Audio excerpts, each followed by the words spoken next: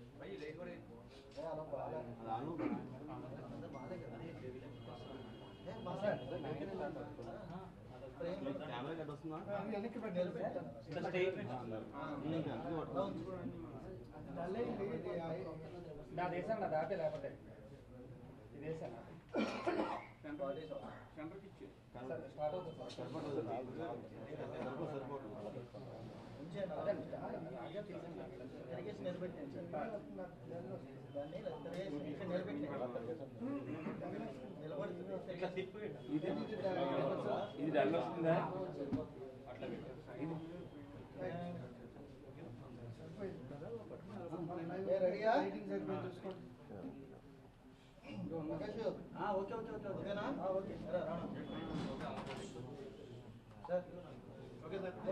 ఇంకా అవ్వలేదు, 9 అవ్వలేదు, 4 minutes ఉంది.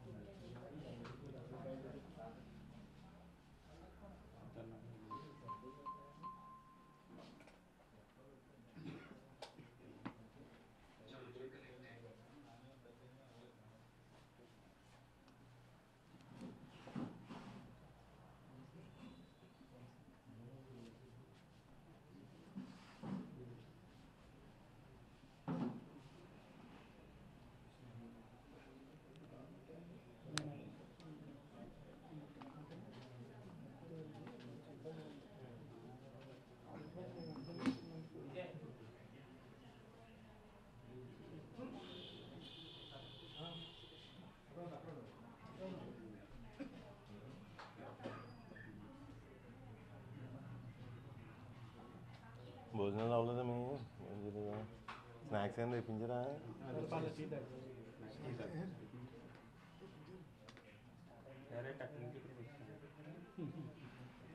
నేను 1 గంట ముందు చెప్పిస్తాను.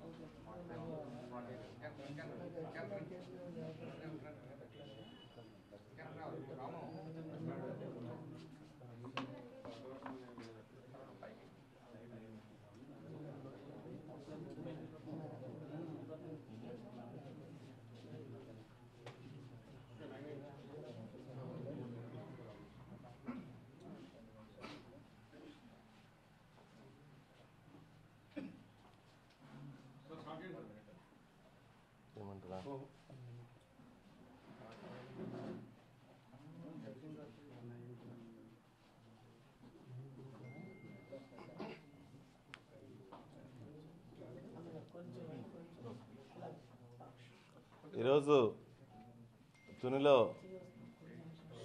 చంద్రబాబు నాయుడు మీటింగ్ షో పెట్టడం జరిగింది. చంద్రబాబు నాయుడు చూస్తుంటే ఈరోజు నాకేంటి అర్థమైందంటే, సుమారు 10 నియోజకవర్గాల్లో జనాన్ని మొబిలైజ్ చేసి తుని తీసుకొచ్చి మీటింగ్ పెట్టిన ఖాళీ కుర్చీలు జనం లేక చంద్రబాబు నాయుడికి పిచ్చి పెట్టి మాట్లాడినట్టు నాకు అనిపిస్తుంది. నిజంగా ఈరోజు చంద్రబాబు నాయుడు పిచ్చి పెట్టి మాట్లాడినట్టే అనిపిస్తుంది నాకు. ఎందుకంటే గతంలో మా సామాజిక వర్గాన్ని మోసం చేసింది నువ్వు కాదా చంద్రబాబు? 2014 ముందు అధికారంలోకి వస్తే బీసీ స్టేటస్ కల్పిస్తానని చెప్పేసి కళ్ళబొల్లి మాటలు చెప్పి ఓట్లు వేయించుకుని మా సామాజిక వర్గాన్ని నెట్ట నిలున మోసం చేయడమే కాకుండా అవమానం పాలు కూడా చేస్తావు నువ్వు. అవన్నీ ప్రజలు మర్చిపోయారని చెప్పేసి నువ్వు భావిస్తున్నావు, కానీ ప్రజలు ఎక్కడా కూడా మర్చిపోలేదు నీ మోసాన్ని, నీ దగాని. ఎవరో కూడా ఈ రాష్ట్ర ప్రజలు కూడా ఎవరో మర్చిపోలేదు. అంటే మేనిఫెస్టో వెబ్సైట్లోంచి బయటికి తీసేస్తే ప్రజలందరూ నీ హామీలు మర్చిపోతారు, నా హామీలు మర్చిపోతారు అని చెప్పేసి నువ్వు భావిస్తున్నావు. కరెక్ట్ కాదు. ప్రజలకు అంత మతి మరుపు ఏమీ లేదు. ప్రజలు ప్రతి విషయాన్ని కూడా గుర్తుపెట్టుకుంటారని చెప్పి తెలియజేసుకుంటున్నాను. ఒక మాట అయితే చెప్పగలను, సంక్రాంతి తర్వాత తెలుగుదేశం పార్టీలో నాయకులు ఎవరు ఉండరు. తెలుగుదేశం పార్టీ ఖాళీ అవ్వబోతుంది సంక్రాంతి తర్వాత. కనీసం అభ్యర్థులను నిలబెట్టుకోవడానికి కూడా నీకు అభ్యర్థులు దొరకని పరిస్థితి వస్తుంది సంక్రాంతి దాటిన తర్వాత తెలుగుదేశం పార్టీకి అని చెప్పి నేను తెలియజేసుకుంటున్నాను. అదేవిధంగా ఇందాక నువ్వు మాట్లాడుతూ ఏదో 2000 సంవత్సరంలోనే పరిపాలన చేసినట్టు నువ్వు, ఆ తర్వాత ఏదో నువ్వేదో పరిపాలన చేయనట్టు, 2014 నుంచి 19 వరకు ఈ రాష్ట్రంలో నీ దోపిడీ పరిపాలనే సాగింది. 2014 నుంచి 19 అన్న మాట ఎత్తగానే ప్రజలకు నీ దోపిడీ పరిపాలన గుర్తొస్తుందని చెప్పేసి నువ్వు ఆ పదం ఎత్తట్లేదు. 2014 నుంచి 19 వరకు నేనే పరిపాలించానని ధైర్యంగా నువ్వు చెప్పలేకపోతున్నావు. నీ దగాకోరు పరిపాలన, నీ దోపిడీ పరిపాలన 2014 నుంచి 19 వరకు ఈ రాష్ట్ర ప్రజల సంపద కొన్ని లక్షల కోట్లు దోచుకున్నారు నువ్వు నీ కొడుకు కలిపి. ఒకవేళ పొరపాటున 2014-19 చెప్తే ఈ రాష్ట్ర ప్రజలందరికీ నీ పరిపాలన గుర్తొస్తుందని అది గుర్తు చేయట్లేదు నువ్వు. ఇంకో మాట చెప్పదలుచుకున్నాను నేను. ఈ రాష్ట్రంలో టాయిలెట్స్ నేనే కట్టాను, ఈ రాష్ట్ర ప్రజలకి బాత్రూమ్స్ టాయిలెట్స్ నేనే తెచ్చాను అని చెప్పేసి మాట్లాడుతున్నాను. 2014 నుంచి 19 వరకు స్వచ్ఛ భారత్ స్కీమ్లో సెంట్రల్ గవర్నమెంట్ టాయిలెట్స్ ఇస్తే ఆ టాయిలెట్స్లో మీ ఎనుమలు అంటే రాయలసీమలో పశువు ఎనుమల అంటేని మీ పశువులు 2014 నుంచి 19 వరకు స్వచ్ఛ భారత్ స్కీమ్లో పేద ప్రజలకు ఇచ్చిన మరుగుదొడ్లను కూడా దారుణంగా 20 కోట్ల రూపాయలు దారి మళ్లించి దోచుకు తినేసాయి నీ 2 పశువులు, నీ వెనకాల ఉన్న 2 పశువులు. అంత అవినీతి చేశారు తుని నియోజకవర్గంలో. అదేవిధంగా నా గురించి మాట్లాడుతున్నావు, నా భూముల గురించి నువ్వు మాట్లాడుతున్నావు. 1975లోనే నా భూమి 10 ఎకరాల్లో మా గ్రామంలో పేద ప్రజలకి పంచిపెట్టడం జరిగింది. 1975లోనే. 75కి నేను ఇంకా పుట్టలేదు. మా తండ్రులు తాతలు పంచిపెట్టడం జరిగింది. అప్పుడు నీ పొజిషన్ ఏంటో చెప్పనా? చంద్రబాబు నాయుడు తిరుపతి బస్ స్టాండ్లో జేబులు కొట్టుకునేవాడు నువ్వు. అది నేను అన్న మాట కాదు, నాదెండ్ల భాస్కర్రావు. ఎవరో గుర్తుందా? నాదెండ్ల భాస్కర్రావు ఈ రాష్ట్రంలో తెలుగుదేశం పార్టీ అధ్యక్షుడు, గత తెలుగుదేశం పార్టీ అధ్యక్షుడు ఎన్టీ రామారావుని దారుణంగా వెన్నుపోటు పొడిచింది ఇద్దరు. ఒకడు నాదెండ్ల భాస్కర్రావు, రెండోవాడు నువ్వు. మొదటోడు ప్రభుత్వాన్ని మాత్రమే లాక్కున్నాడు, నువ్వైతే ప్రభుత్వాన్ని పార్టీని కూడా వెన్నుపోటు పొడిచి లాక్కున్నావు నువ్వు ఎన్టీ రామారావు దగ్గర. గుర్తొచ్చిందా బాబు? ఆయనే చెప్పాడు 1975 ప్రాంతంలో తిరుపతి బస్ స్టాండ్లో నువ్వు జేబులు కొట్టేవాడు అని చెప్పేసి, చంద్రబాబు నాయుడు జేబులు కొట్టేవాడు అని చెప్పేసి. అదేవిధంగా ఈరోజు నువ్వు మాట్లాడుతూ ఇంత జనం ఉన్నారు అంత జనం ఉన్నారు అన్నారు. మొన్ననే తునిలో ఒక నెల లోపే సామాజిక సాధికారిక బస్సు యాత్ర జరిగింది. అందులో 1/4 మంది రాలేదు. ఈరోజు నువ్వు ఒక్క నియోజకవర్గం మీటింగ్కి వచ్చినంత మందిలో 1/4 రాలేదు. నువ్వు 10 నియోజకవర్గాల మీటింగ్ పెడితే నువ్వు ఆ మీటింగ్లో ఓహో జనం అంటున్నారు. ప్రజలు నిన్ను అస్సలు విశ్వసించటం లేదు, నీ హామీలు ఎక్కడా విశ్వసించటం లేదు. అదేవిధంగా అధికారంలోకి వస్తే 2 పంటలకి నీళ్ళు ఇస్తానంటున్నావు. నువ్వు 14 సంవత్సరాలు ముఖ్యమంత్రిగా చేసిన తర్వాత తుని నియోజకవర్గంలో 2 పంటలకి 1 సంవత్సరం కూడా నీరు ఇవ్వలేదు నువ్వు. ఈ గత 4.5 సంవత్సరాల నుంచి తుని నియోజకవర్గ ప్రజలకు 2 పంటలకి నీళ్ళు ఇస్తున్నావు.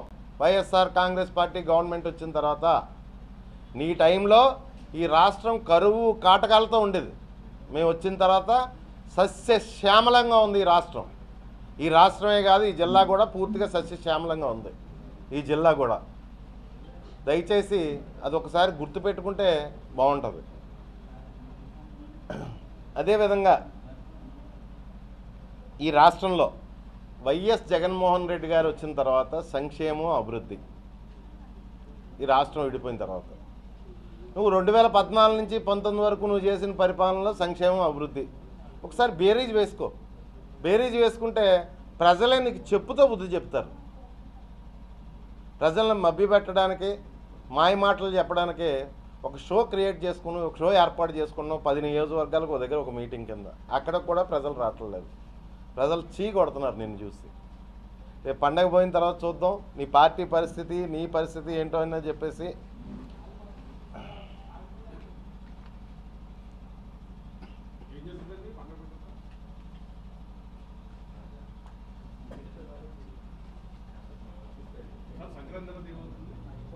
మొత్తం తెలుగుదేశం పార్టీ అంతా సంక్రాంతి తర్వాత ఖాళీ అవ్వబోతుంది.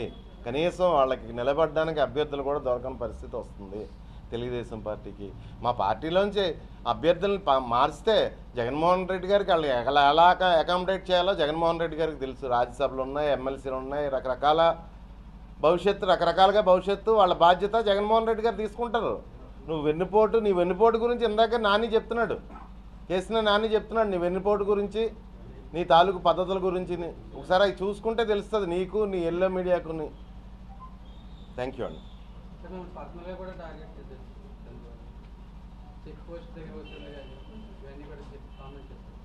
అది గవర్నమెంట్ చెక్ పోస్ట్, అది గవర్నమెంట్ చెక్ పోస్ట్ దగ్గర కంపల్సరీ ప్రతి ఎవ్రీ లారీని చెక్ చేస్తారు. అది చెక్ పోస్ట్ దగ్గర వసూలు అంటే దానికి మనం ఏం చెప్తాం? మనం గవర్నమెంట్కి ఇన్కమ్ వస్తుంది. తుని నియోజకవర్గ ప్రజలందరికీ తెలుసు నా గురించి. అందుకే 2 సార్లు తుక్కు కింద చిత్తు కింద ఓడించారు నీ ఎనమల్ని, నీ ఎనుముల్ని, పశువుల్ని. నేను అదే చెప్పానండి. గాంధీనగరంలో కానీ రౌతులపూడిలో కానీ నా తాతలు పంచుకున్న ఆస్తి 400 ఎకరాలు. నా తాతలు పంచుకున్న ఆస్తి. నేను పుట్టకముందే మా ఊళ్ళో పేద ప్రజలు 10 ఎకరాలు దానం కింద ఇచ్చారు ఇల్లు కట్టుకోవడానికి మా ఫ్యామిలీ మెంబర్స్. అప్పటికి నా పరిస్థితిని బట్టి అప్పటికి నేను పుట్టలేదు. ఆయన గారు తిరుపతి బస్ స్టాండ్లో జేబులు కొట్టుకునేవాడు అని చెప్పి అదే చెప్తున్నాను నేను. చంద్రబాబు నాయుడు జేబులు కొట్టుకోడు తిరుపతి బస్ స్టాండ్. నేను చెప్పింది కాదు, నాదెండ్ల భాస్కర్రావు చెప్పాడు అన్నమాట. పండగ తర్వాత చూడండి ఏ పార్టీ ఖాళీ అవుతుంది. ఆల్రెడీ మొదలైంది కదా. ఈరోజు కేసీఆర్ నాని, రేపు ఇంకొకరు. మా పార్టీలోనే మా పార్టీలో ఎవరు రాజీనామా చేయరు. జగన్మోహన్ రెడ్డి గారు మంచి భవిష్యత్తు ఇస్తారు మా పార్టీలో నాయకులు. మాకు రాజ్యసభలు ఉన్నాయి, ఎమ్మెల్సీలు ఉన్నాయి, తగ్గ స్ట్రెంగ్త్ మాకు ఉంది. తెలుగుదేశం పార్టీ కంటే స్ట్రెంగ్త్ లేదు. అయినా ఆయన భవిష్యత్ చూపించి లేదు, డబ్బులు తీసుకుంటాడు, ఆయన వెన్నుపోటు పడుతాడు, క్లోజ్ చేస్తాడు. Okay, thank you.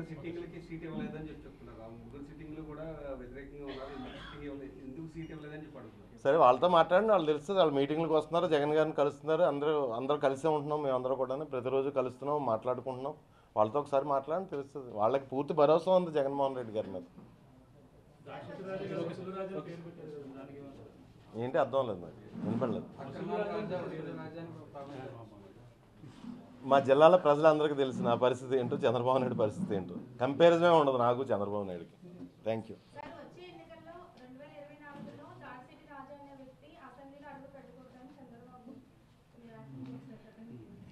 Chandrababu Naidu అనుకుంటే రాజా అసెంబ్లీలో అడుగుపెట్టే పరిస్థితి ఉండదు. ప్రజలు అనుకోవాలి. ఈ నియోజకవర్గ ప్రజలు అనుకుంటే నేను అసెంబ్లీలో అడుగు పెట్టడం అన్నది నా భవిష్యత్తు నిర్ణయించేది ప్రజలు. ప్రజలకు తెలిసి ఎవరి పరిపాలన ఎలా ఉందో, ఎవరి పరిస్థితి ఎలా ఉందో. ఎప్పుడు తున్నించే పోటీ చేస్తాను. నేను రాజకీయంగా ఉన్నంత వరకు నేను తున్నించే పోటీ చేస్తాను, తునిలోనే పోటీ చేస్తాను. Thank you.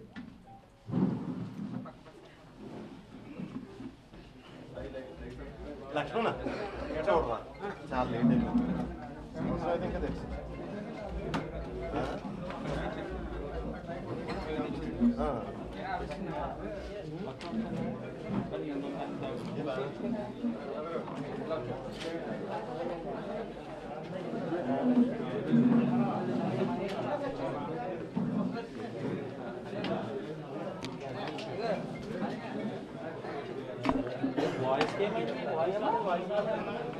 స్విచ్ ఆన్ చేయలేదేమో. డైరెక్ట్ లైవ్ లేట్ అయిపోయారా? 8 గంటల బయలుదేరా. తెలిసింది 8 గంటలకే.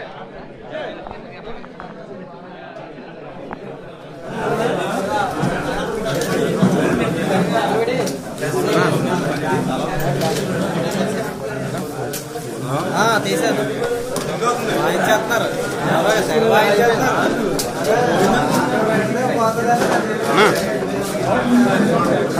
అయిపోయిందన్న.